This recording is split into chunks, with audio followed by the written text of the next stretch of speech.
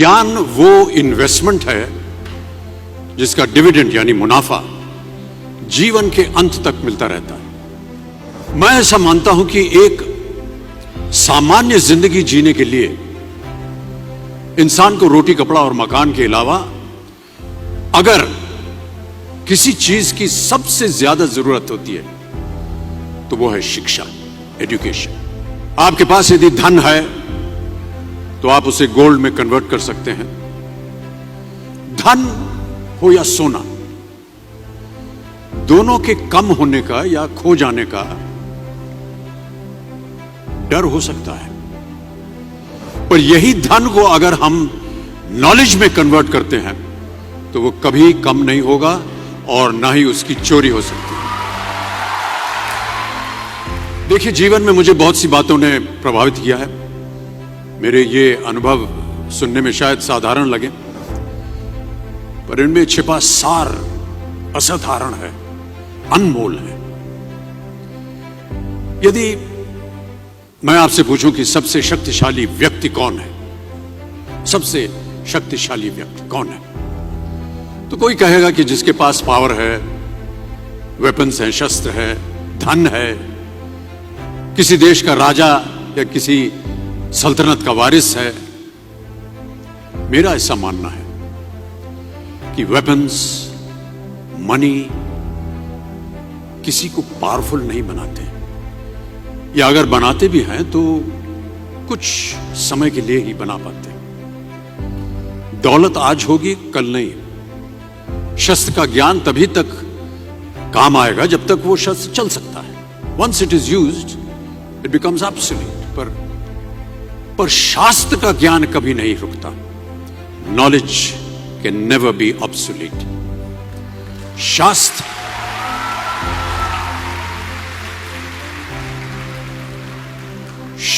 ज्ञान शस्त्र ज्ञान से ज्यादा असरदार, प्रभावशाली और शक्तिशाली होता है।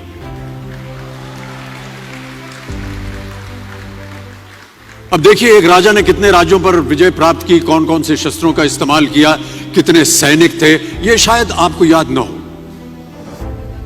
पर जीरो की खोज किसने की, बल्ब का आविष्कार किसने किया, राष्ट्रगान किसने लिखा, ओथेलो मैकबेथ की रचना किसने की, ये आपको जरूर याद रहेगा।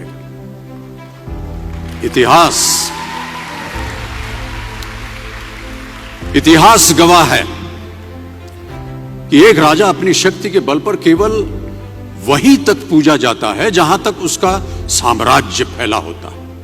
वो केवल अपनी प्रजा का प्रिय होता है, पर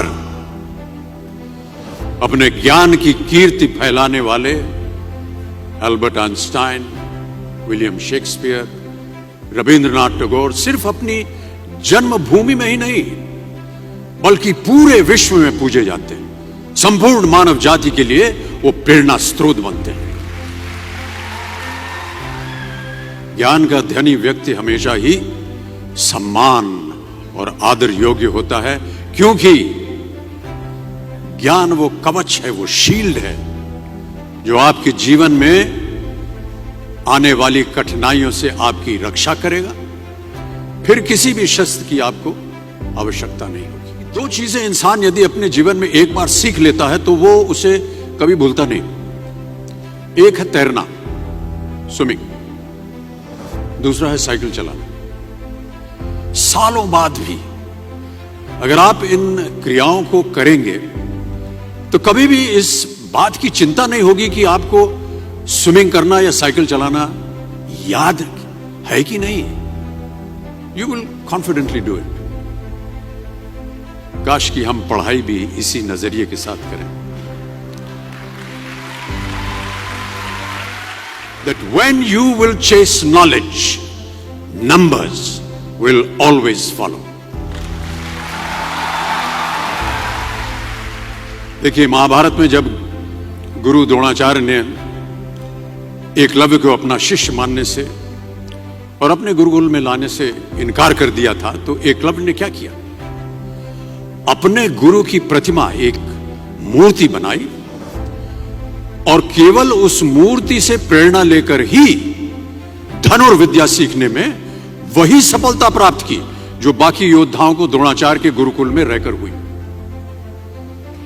उस प्रतिमा के रूप में एकलव्य को हमेशा अपने गुरु के पास रहने का एहसास था। और जब गुरु साथ में हो तो सफलता हासिल करने से आपको कोई भी नहीं रोक सकता है।